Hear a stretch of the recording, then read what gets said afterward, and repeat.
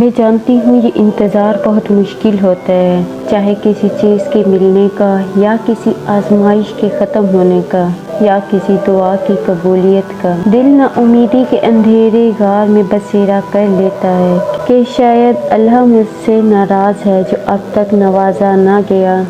تو سنو، جب تمہیں مایوسی میں اس طرح کے خیالات ستانے لگیں تو اس معصوم دل کو یہ آیت یاد کرا دو، اللہ تعالیٰ خود تمہیں جواب دے رہا ہے، اور اگر تم پکارو تو وہ پوشیدہ اور اس سے بھی زیادہ پوشیدہ بات کو جانتا ہے۔ میں جب بھی یہ آیت پڑھتی ہوں نا تو مجھے اللہ تعالیٰ پر بہت پیار آتا ہے کہ وہ تو تمہاری ایک ایک کیفیت سے واقف ہے۔ تو تم اس وقت محسوس جو کر رہے ہو، صرف اتنا سوچو، جو خود نور سے بنا ہے، خود وہ نور ہے، پھر وہ تمہیں کیسے اندھیرے میں چھوڑ سکتا ہے۔ یاد رکھنا، تکلیف میں جب سر سجدے میں جھکا دیتی ہیں تبھی تو انسان سر اٹھا کر چلنے کے قابل ہوتا ہے۔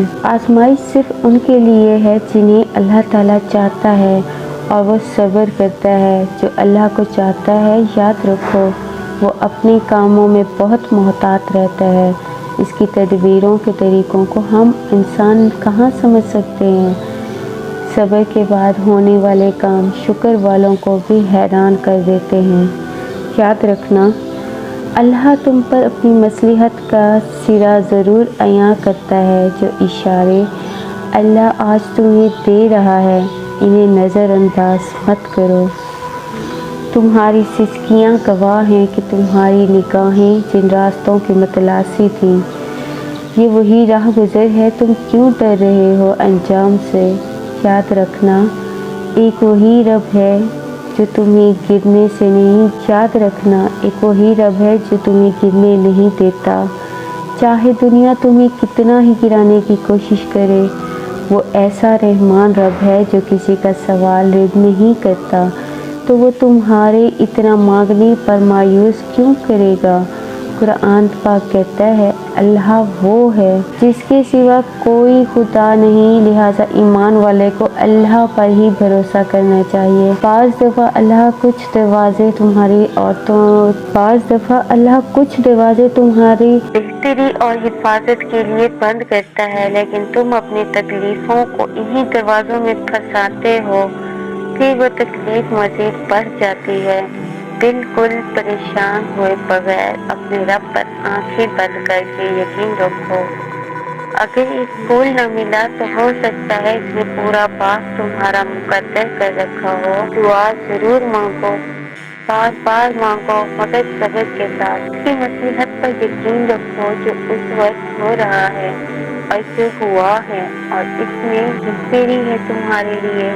اگر تم محسوس کرو کہ تم تہجد تک آئے ہو تو یاد رکھنا وہ رب تہجد میں مانگی دعا کو کبھی بھی رائیگاں جانے نہیں دیتا، بلکہ وہ رب فرشتوں سے کہتا ہے تیار رکھو میرے بندے کے لیے کن فیکون کا تحفہ۔ یہ میرا رب کا خاص بندہ ہے، یہ میرا بہت خاص بندہ ہے۔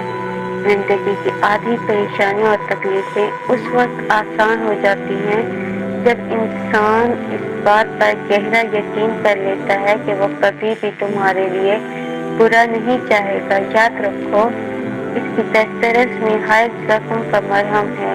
اس رب نے تمہاری کوئی فریاد ضائع نہیں کی، ویسے ہی اپنے پاس سنبھال کر رکھی ہے۔ سنو، یہ مملکت اللہ ہی کی ہے جس کے اندر رہ کر تم کام کر رہے ہو۔ تم جان لو کہ تمہارا اصلی خواہ اللہ اور اس کا رسول صلی اللہ علیہ وسلم ہے۔ نبی کریم صلی اللہ علیہ وسلم نے فرمایا، جب تمہاری غم حد سے بڑھ جائیں تو مجھ پر کثرت سے ضرور بھیجا کرو۔ قرآن کہتا ہے آسمانوں اور زمینوں میں جو کچھ ہے سب اللہ کا ہے، تم اپنے دل کی باتیں ظاہر کرو یا چھپاؤ، وہ سب جانتا ہے۔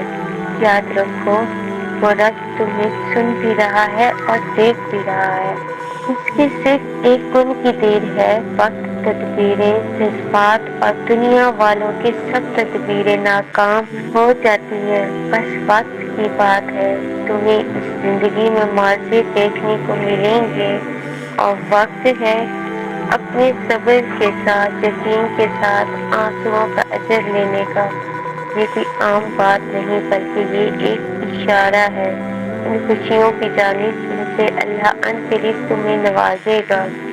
جان لو قبولیت کی گھڑی زیادہ دور نہیں ہے۔ میں نے آپ سب کے کمنٹس پڑھے ہیں اور دل سے میری دعا کو ہے کہ اللہ تعالیٰ آپ کو وہ سب دے جس کی آپ کو چاہا ہے اور آپ کی زندگی سے تمام رکاوٹیں ہمیشہ کے لیے ختم کر دے۔